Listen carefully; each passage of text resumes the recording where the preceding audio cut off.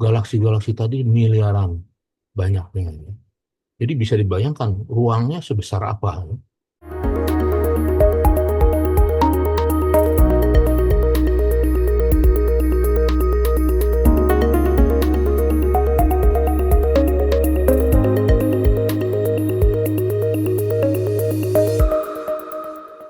Kan eh, cukup detail walaupun tidak terlalu dalam, ya, supaya bisa dipahami dari sudut pandang awam, yaitu terkait bagaimana peranan fisika kuantum untuk melihat alam semesta ini, ya. Saya akan awali dari sudut pandang makroskopik, karena makroskopik inilah yang biasanya sehari-hari kita lihat, ya, fenomenanya dalam kehidupan kita sehari-hari, baik di bumi ini maupun di alam semesta, ya. Yang paling tidak kita berada di galaksi Bima Sakti, ya. Dan menurut ilmu pengetahuan banyak galaksi-galaksi lain, ya. Untuk itulah nanti saya akan tinjau, ya, secara makroskopik. Dan ternyata ini tidak cukup. Kita juga perlu melihat secara mikroskopik. Nah, disinilah nanti peranan ilmu saya di bidang fisika atom, ya, dan fisika kuantum untuk melihat bagaimana. Kalau tadi secara makroskopik kita lihat banyak sekali galaksi-galaksi, ya. Secara mikroskopik bagaimana? Ya? Tidak bisa dilihat, ya. Tapi kita bisa buktikan, ya. Nah itu, kemudian dari situ baru saya simpulkan, ya. Kurang lebih seperti itu yang akan saya sampaikan. Baik, pertama-tama kita lihat secara makroskopik, ya. Tadi saya sudah singgung bahwa kita berada di galaksi Bima Sakti. Dan di luar itu banyak galaksi-galaksi lain. Untuk itulah diluncurkan teleskop, ya. Misalnya teleskop Hubble, ya, di awal 90-an, ya, dan teleskop-teleskop lain untuk melihat galaksi-galaksi lain. Jadi kita lihat memang secara makroskopik ruang dan waktu itu sepertinya sangat luas. Tidak terbayangkan. Tidak hanya di bumi ini saja. Dan dari pengamatan teleskop itu dicarilah bumi lain di galaksi yang lain. Jadi memang banyak bumi, ya. Nanti mungkin Bante, yang mulia Bante, bisa menyinggung itu, ya, terkait bagaimana di salah satu sutta itu dijelaskan terkait banyaknya alam semesta, ya, galaksi, ya. Jadi kita lihat bahwa ruang itu jelas, ya. Bahkan dengan pengamatan teleskop-teleskop tadi yang mungkin pengamatannya tidak terlalu luas, tapi bisa dengan ilmu pengetahuan simulasi, perhitungan numerik, diekstrapolasi, sehingga bisa disimpulkan ternyata galaksi-galaksi tadi miliaran banyaknya. Jadi bisa dibayangkan ruangnya sebesar apa, ya. Tak berhingga, ya. Bagi kita yang dimensinya terbatas itu menjadi tak berhingga. Bahkan di pengamatan terakhir dengan James Webb Space Telescope, mereka menemukan, melihat bagaimana secara waktu, ya, setelah Big Bang, setelah terbentuknya alam semesta, ya, melalui Big Bang, ternyata sudah banyak galaksi-galaksi di awal itu.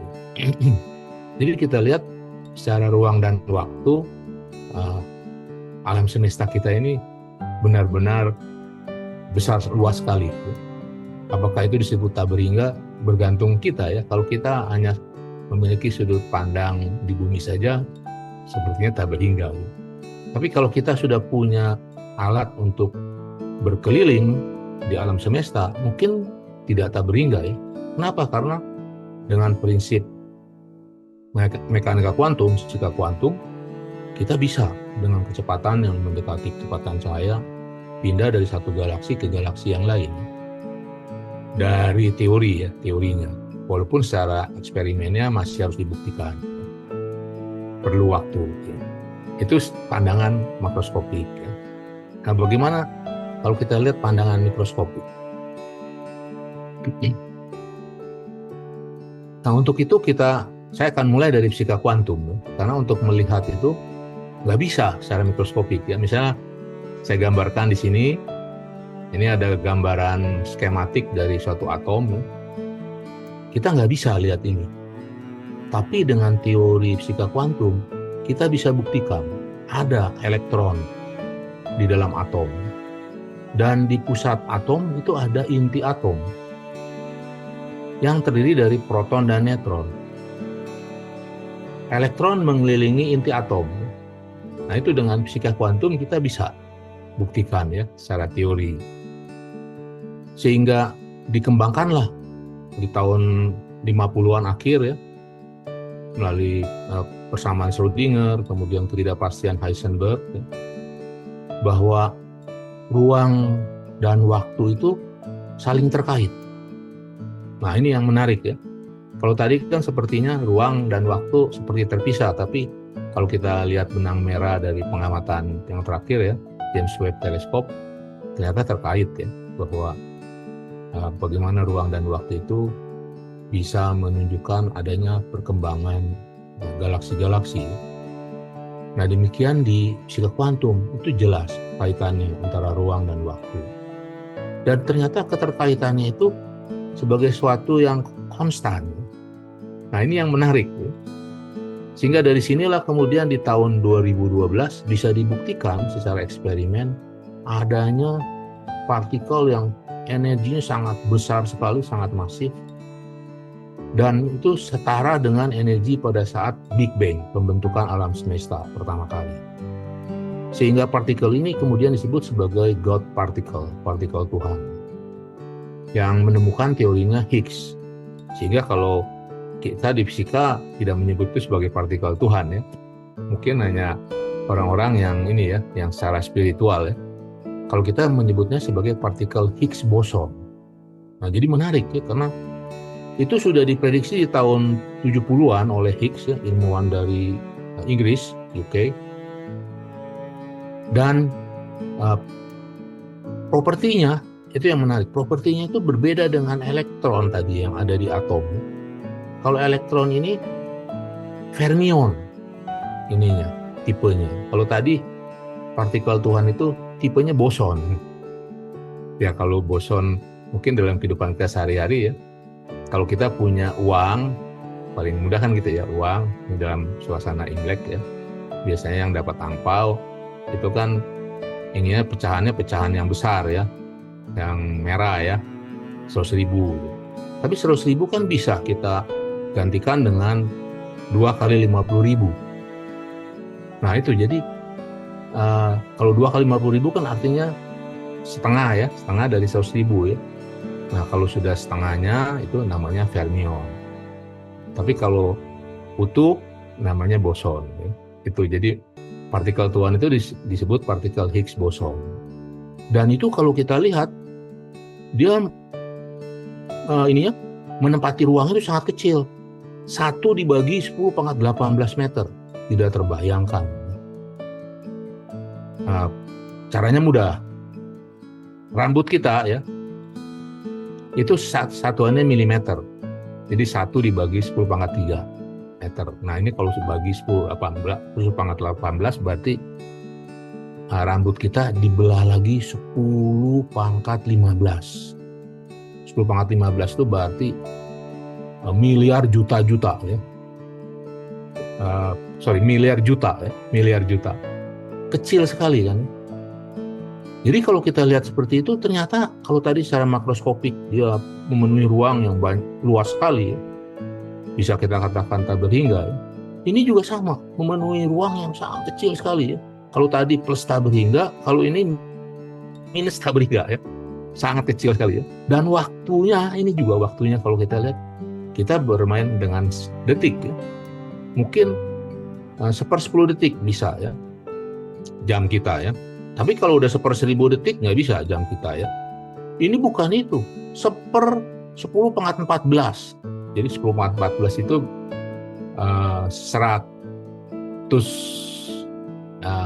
100 triliun. 100 triliun ya. Jadi 1/100 triliun detik. Sangat cepat sekali. Sehingga dari sinilah bisa dipahami. Ini yang kita sebut sebagai quantum teleportation. Artinya di satu ruang tertentu kita bisa mentransmit fenomena itu ke ruang yang lain dalam waktu yang sekejap. Sehingga fenomena di satu alam, satu galaksi bisa muncul di galaksi yang lain. Dan itu bisa dibuktikan secara teori oleh fisika kuantum. Cuma memang secara eksperimen belum. Tapi di di fisika material elektronik, secara tegangan listrik, arus listrik itu sudah bisa dibuktikan. Dari satu device kita bisa mentransfer ke device yang lain pada saat bersamaan melalui prinsip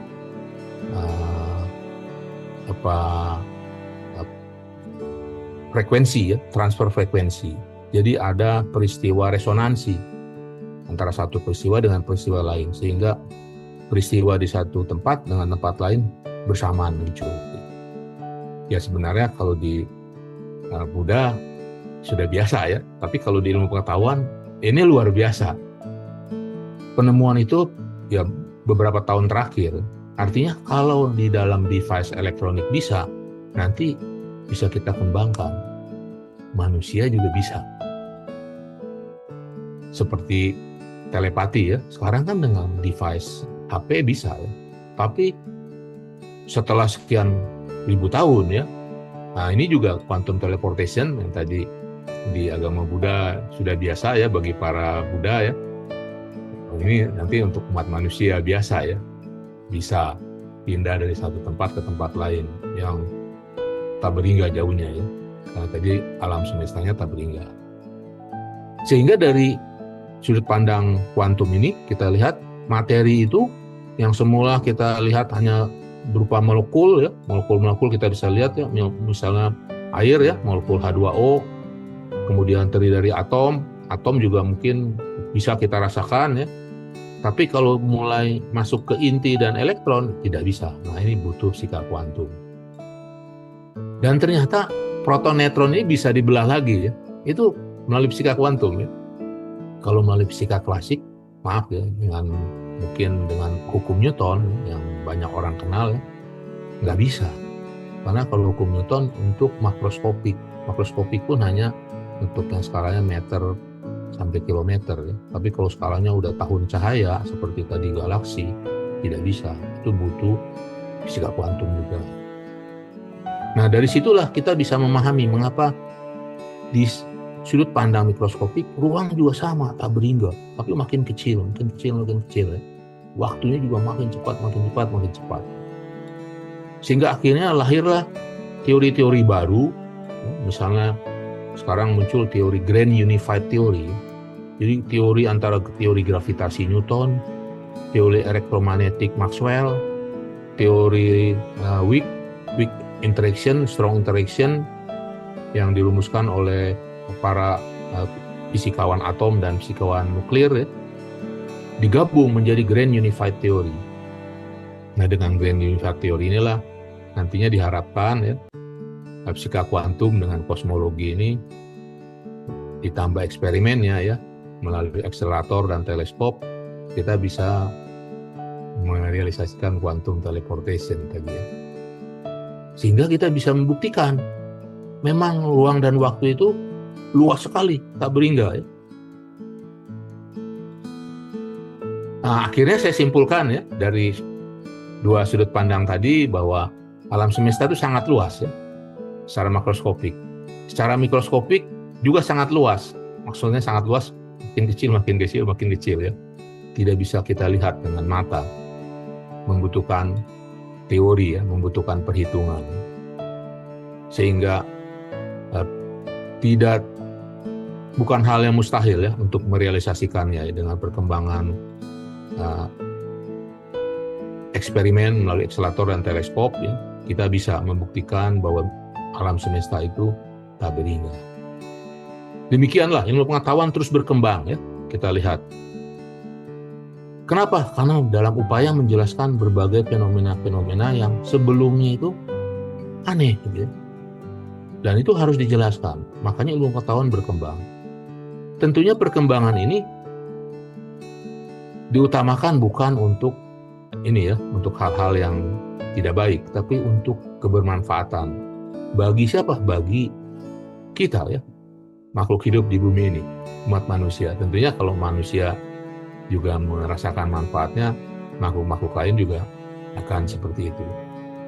Baik, itu ya yang bisa saya sampaikan.